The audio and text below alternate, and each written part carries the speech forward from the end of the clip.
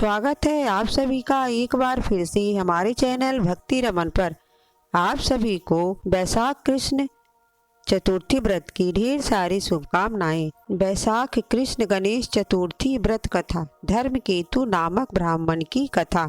पार्वती जी ने कहा, बैसाख माह के कृष्ण पक्ष की जो संकटा नामक चतुर्थी कही गई है, उस दिन कौन से गणेश जी की किस तरीके से पूजा करनी चाहिए और किस प्रकार का भोजन ग्रहण करना चाहिए। गणपति जी ने उत्तर दिया, हे पार्वती जी, बैसाख माह के कृष्ण पक्ष की चतुर्थी को व्रत करना चाहिए। उस दिन वक्रतुंड नाम के गणपति जी की आराधना करके कमलगट्टे के हलवे का भोजन करना चाहिए। राजा युधिष्ठिर ने द्वापर युग में इस प्रश्न को पूछा था और जो कुछ भगवान कृष्ण ने कहा था उसको मैं बतलाता हूँ, आप ध्यान से सुने। कृष्ण जी बोले, प्राचीन काल में रंती देव नाम के प्रतापी राजा हुए। जैसे अग्नि तिनके के समूहों को भस्म कर देती है, वैसे ही वह अपने शत्रुओं को नष्ट कर देते हैं। यम कुबेर इंद्र आदि उनके मित्र थे। धर्मकेतु नाम का एक श्रेष्ठ ब्राह्मण उनके राज्य में रहता था। उसके सुशीला और चंचला नाम की 2 स्त्रियां थीं। सुशीला सदैव कोई न कोई व्रत करती रहती थी, अतः उसका शरीर दुर्बल हो गया था। इसके विपरीत चंचला कभी भी कोई उपवास नहीं करती थी, वह सदैव पेट भर भोजन करती थी। कुछ समय पश्चात सुशीला को एक सुंदर कन्या पैदा हुई। चंचला को एक पुत्र पैदा हुआ। इस बात पर चंचला सुशीला को ताना मारकर बोली, अरे सुशीला, तूने इतनी उपवास करके अपने शरीर को दुर्बल बना दिया, फिर भी तूने एक दुर्बल कन्या को पैदा किया। मेरी तरफ देख, मैंने कभी व्रत नहीं किया, मैं कैसी हिष्टपुष्ट हूँ, और वैसे ही बालक को मैंने जन्म दिया। अपनी सौत का यह व्यंग सुशीला के हृदय को पीड़ा देने लगा। वह विधिवत गणेश जी की पूजा करने लगी। संकट नाशक गणेश चतुर्थी को जब सुशीला ने भक्ति भाव से व्रत किया, तब रात को वरदायक गणपति जी ने उसे दर्शन दिए और बोले, हे सुशीले, तेरी आराधना से हम बहुत प्रसन्न हैं। मैं तुम्हें वरदान देता हूँ कि तेरी कन्या के मुख से निरंतर मोती व मूंगा गिरते रहेंगे। इससे तुम सदा खुश रहोगी।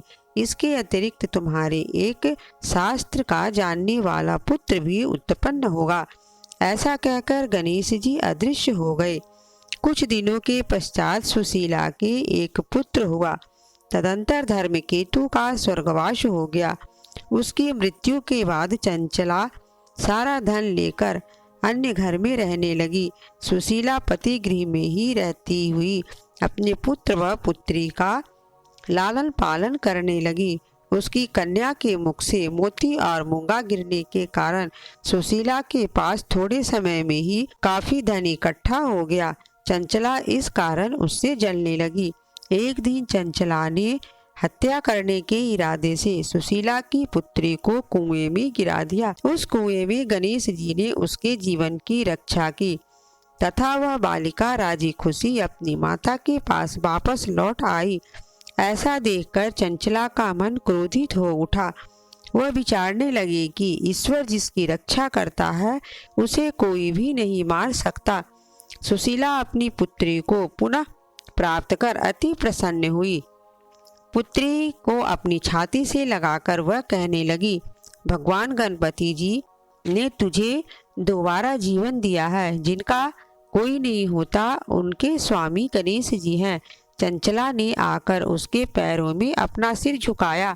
चंचला को देखकर सुशीला बहुत आश्चर्य में हुई। चंचला ने हाथ जोड़कर कहा, बहन सुशीले, मैं बहुत पापी एवं नीच हूँ। आप दया करने वाली हैं। आपने दोनों कुलों का भला किया है। आप मेरी गलतियों को क्षमा करें। जिसके भगवान रक्षक हैं, उसका कोई कुछ नहीं बिगाड़ सकता। जो मनुष्य साधुओं एवं अच्छे पुरुषों के दोषों को देखते हैं, वे अपने कर्म से स्वयं ही नाश को प्राप्त हो जाते हैं। तत्पश्चात चंचला ने भी इस संकट नाशक तथा पुण्य को देने वाले संकट नाशक गणपति जी के व्रत को किया। गणपति जी की कृपा से उन दोनों में आपस में दोस्ती हो गई। जिस पर गणेश जी प्रसन्न होते हैं उसके बैरी भी सखा बन जाते हैं। सुशीला के संकट नाशक गणेश चतुर्थी का व्रत किए जाने के फलस्वरूप उसके सौत चंचला का मन पलट गया। श्री गणपति जी कहते हैं, हे देवी, मैंने पूर्व काल की सारी बात बता दी है। इस संसार में इससे सुंदर आपत्तियों को दूर करने वाला कोई अन्य व्रत नहीं है। श्री कृष्ण जी कहते हैं कि हे धर्मराज, आप भी ढंग पूर्वक गणपति जी का व्रत करें। इसके करने से आपको शत्रुओं पर विजय प्राप्त होगी तथा अष्ट सिद्धियां व नवनिधियां आपकी सेवा में रहेगी और कुछ समय पश्चात ही आप अपना राज्य प्राप्त कर लेंगे। बोलो गणपति महाराज की जय। अगर आपको हमारी कथा पसंद आई है तो आप कृपया हमारे चैनल भक्ति रमन को ज़्यादा से ज़्यादा शेयर करें, लाइक करें, सब्सक्राइब करें, साथ में कमेंट करना ना भूलें।